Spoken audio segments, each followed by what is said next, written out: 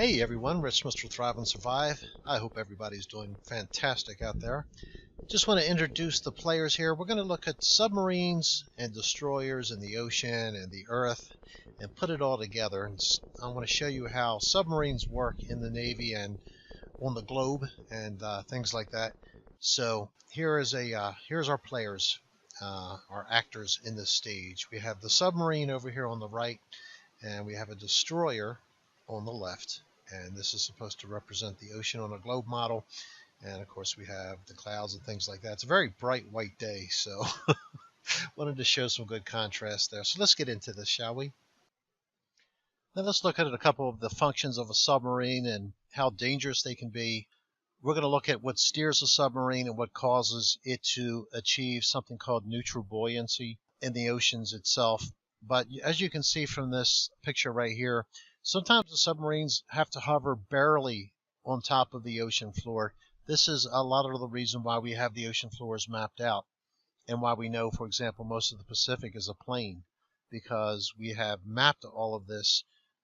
One of the reasons being so that submarines will not suddenly end up running into the ground and having problems like that. So a submarine can actually be like this a few feet off the ocean surface and remain that way as long as they know how deep it is. They have things aboard so that they can make sure they stay at that exact depth. So let's take a look at another picture here. We have a submarine here that's showing a cross section. Of course, this is CGI, but submarines also will tend to stay, generally speaking, 30 feet below the water. It varies a little, but let's use 30 feet as an average, sometimes a little bit more shallow, sometimes a little deeper, so that they can put a periscope up. They can put a periscope up, and then they can look around and see what's going on, see if there's any enemies around, see if there's any friendlies around, things like that. Sonar, as we're going to look at it in a little bit, is one of the ways that a submarine can look under the water and shoot things out to see if there's other metal that comes back. For example, it's like sonar is underground radar. That's the best way to look at that. There are some differences, but I want to get mostly into the steering and how does a ship like this, a submarine ship like this, stay 20 feet under the water without coming up accidentally and surfacing or going down too far, so that when the captain wants to take a look around, he can't stick that up and see what's going on. So let's see how that works here in a minute. Now this gives you the different parts of a submarine, and you can look some of these things up online and see for yourself. These actually act much like an aircraft does, and we're going to talk about aircraft in this video as well. But the main thing I want you to pay attention here is two things. I want you to understand how the submarine reaches a certain depth and then can stay at that depth forever without coming up or going down, because that is the end of a submarine. If a submarine is spotted, it can end its life. We're going to show a destroyer here, as you saw. Sailplanes. This is what I want to get into right here. Sailplanes, okay, are located usually on the top front part or front middle part of a submarine, and also in the rear. We're going to look at the rear in particular, but just know that there is some trim that they can do up front to make this more exact. For example, if they want to go down at a 1 degree angle at a time, they can set these very precisely today, so that they go down 1 degree angle per whatever feet they travel, or per mile, whatever. These stern plates here are what we're going to look at, but and of course you have the propeller behind here which drives it. These rudders, they are used mostly for turning left and right. We're not going to deal with that in this video. We're just going to deal with going up and down in the water. So we're going to see a submarine chasing a supposed enemy destroyer, and we want to figure out how can the submarine possibly stay at a certain depth and not go down anymore. Two things have to happen. Unlike things that are above the ground like an aircraft, which has to overcome, according to science, gravity. Okay, speaking of airplanes, let's take a look at the contrast here and part of why I'm doing this video. The problem on a globe, according to those who believe in the true flat earth model, is the fact that if a plane above a ball is traveling, let's say 35,000 feet, and maintains level according to its gyroscope, it will over time, let me switch the picture here, it will over time, as it's flying level, and this is an excellent video here. I will put a card up here right now so that you can go check out this video. It's fantastic. It's called Flat Earth Proof number 8, and the channel name is called Feed Your Mind. In any case, let's do a little graphic here so you can see what I'm talking about. Let's assume this airplane is at 35,000 feet cruising altitude. He goes into great detail to show how gyroscopes on an aircraft are set to perfectly level when they are level on the ground. They have to show any deviation from that. When they get up, they take off, they go immediately up to the cruising altitude. Again, we're going to assume 35,000 feet in this example right here. So what we say is if you're on a ball, that you would fly out into space because you would have to constantly be angling down to cover the curve of the Earth. Now, the answer that is given by those who want to believe in the fallacy of the ball is that the ever magical gravity is the reason. Somehow gravity knows that this plane is at 35,000 feet and knows to keep it at 35,000 feet. It has this knowledge. My thing is, how does it not know it's at 40,000 feet? Sometimes it is. How does it know not to keep it at 40,000 feet? In any case, they say gravity somehow keeps the plane from flying off and keeps it at 35,000 feet no matter how far it goes around the globe. So that is the plane argument. Gravity is the reason. Let's go back to our example and see how that all ties in. The submarine doesn't deal with gravity. The submarine deals with buoyancy and buoyancy only. What the submarine will do is it will blow air out of its tanks and become buoyancy neutral, so that if no other forces were acting upon the submarine whatsoever, it would just sit there. It wouldn't sink, it wouldn't float, it's just buoyancy neutral.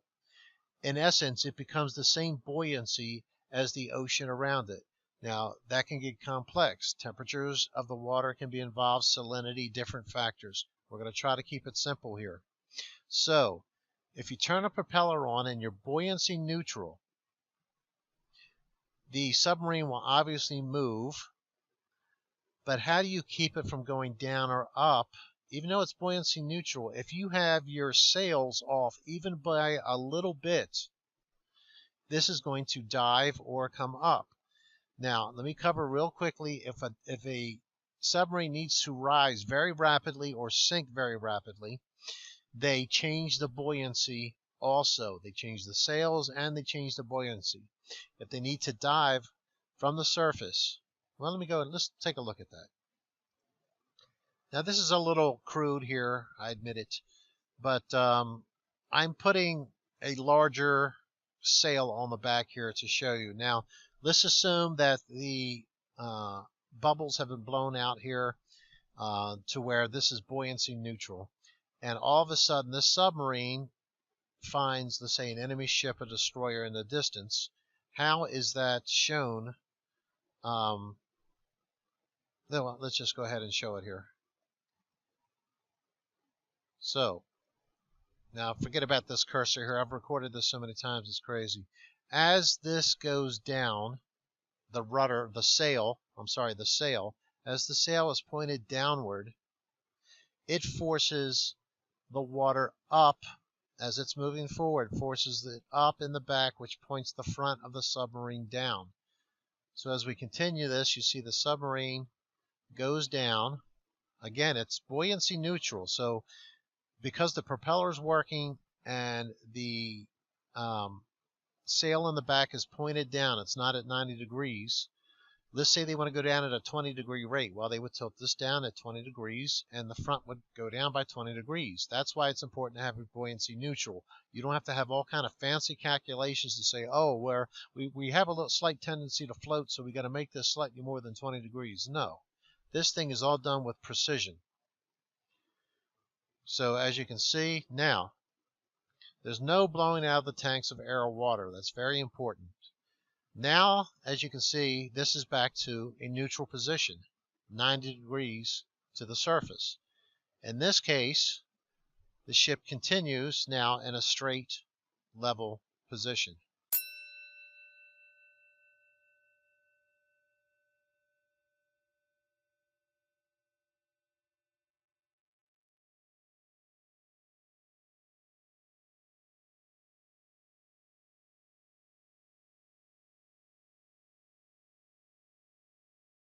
Now, I'm spending a lot of time right here, guys, because this is the most important point of this entire video. The submarine gets itself into a position of what I'm calling buoyancy neutral. What exactly does that mean? That means that left on its own, this submarine would just sit here. Imagine it's a nice still ocean. There is no gravity pulling it down, and the buoyancy of the water is not pushing it up. There is a perfect mixture of air and water in the tanks, in the what's called the ballast tanks, in the submarine, so that there are no forces of gravity, or better yet, since you're in the ocean, buoyancy. It is neutral. That's why I'm calling it buoyancy neutral, so that you have this sail and the other sails, when you have those at 0 degrees or parallel, as long as your rudder is moving to push it, it will stay parallel. If you start 10 inches under the sea, forget about wave heights and things like that. It's a perfectly calm sea, let's say. If you're 10 feet under when you start, 35 hours later, as long as you haven't changed the trim on this, you're still going to be 10 feet under. This is exactly what submarines want to get to. Again, why? Because this blowing out of bubbles and changing the ballast in the tanks creates noise.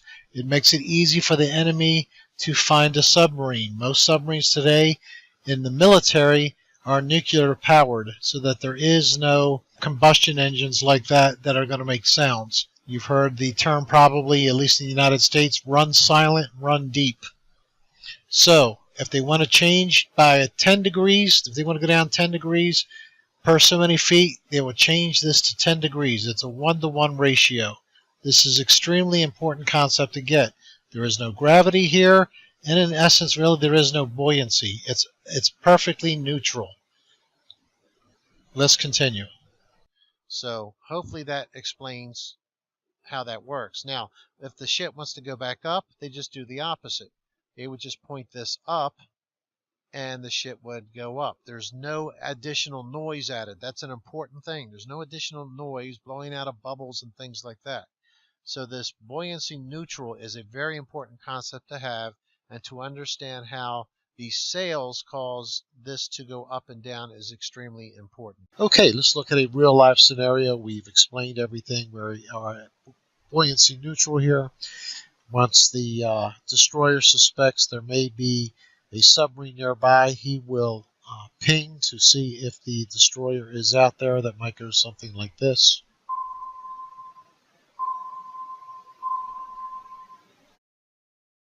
So what he wants to do is he wants to maintain a distance behind where the pinging can reach him. And it can get a little bit more complex than that, but let's make it simple. What he also wants to do is he doesn't want to fall behind or gain on him because of that. He doesn't want to fall behind, of course, and lose him. And he doesn't want to come into his ping range. So to ensure that, what he does is he stays just below the surface, as you can see here. And he's got his sails set at 0, just like we showed, and he's buoyancy neutral, so he doesn't have to make any noises, and he just moves through the water, and well, let's see how that works. So he chases this, and sometimes, guys, these chases can go on not only for miles and miles, but days at a time. So let's take a look how that would look. Now that we're going to put it in motion, he wants to stay just below so he can be at periscope depth as the destroyer is moving on by. And this goes on for depending how long. Oh, wait a minute, he's starting to come up here, it looks like. So maybe we don't have everything set at 0. Let's go ahead and check that. Okay, I think I've got everything set here now. So again, we're running this on the globe model. It should work because we don't have gravity or buoyancy that's in any kind of effect with us. We've got our rudder set at 0. We start the animation. He's at about 30 feet below sea level so that he can stick his periscope up if he needs to. He's staying outside of the range of the ping. And shoot, he's back up there again. Let's take a look at that. Okay, guys, what I did here was I put a level on here so that we can make sure that he is straight and everything. I think we got it now, so let's run the animation one more time and show you how this should work. There we go. All right, he's about 30 feet periscope depth. The destroyer's moving. He's staying out of range of the ping. And he continues on and on. I'll be darned, he's actually coming up again. Hold on. Okay, what I've done is I have zoomed in. I put him right at the surface of the water, which we know is flat. And I put a line above him. Now let's go ahead and zoom all the way out. Oh, can you see the problem, guys? Can you see the problem on the globe? See, the water is not flat on a globe. It has to curve to go along with the ball. So, if you go ahead and let's go ahead and put another line in there. Look at this. Let's go ahead and zoom out a little more if we can. Look at this right here. Look at this. See? He's eventually going to come on up and out of the water. Has to happen that way. Has to happen. If it's on a globe model, submarines obviously do not work. They cannot work. Because if the water is curved, which it has to be on a ball, a submarine could never maintain its level. There is no gravity involved here. Look it up everywhere. They become buoyancy neutral. And they do that for more than one reason. Not to be caught in war is a main reason. But as you drag this out, as you can see, the further you would go, the more the submarine would surface if he has his rudders at 90 degrees. There is absolutely no compensation for a curved ball. Ask anybody that's been on a submarine. The trim is put to 0 degrees. And so if you're 30 feet under the water and you go 10 miles chasing a submarine, well, guess what? You're going to come up 66 feet, aren't you? Well out of the water. So just like the airplane example, except this time nobody can use gravity as the excuse. You can't use it, guys. I'm sorry. You can't use it with this. It's all buoyancy. And that's the end of this story. The Earth is flat. This is a slam dunk. It just is. Submarines could not function on a curved ball. There's no way. The calculations would be unbelievable because they have different speeds and things like that that they're traveling. Take care, guys. Bye.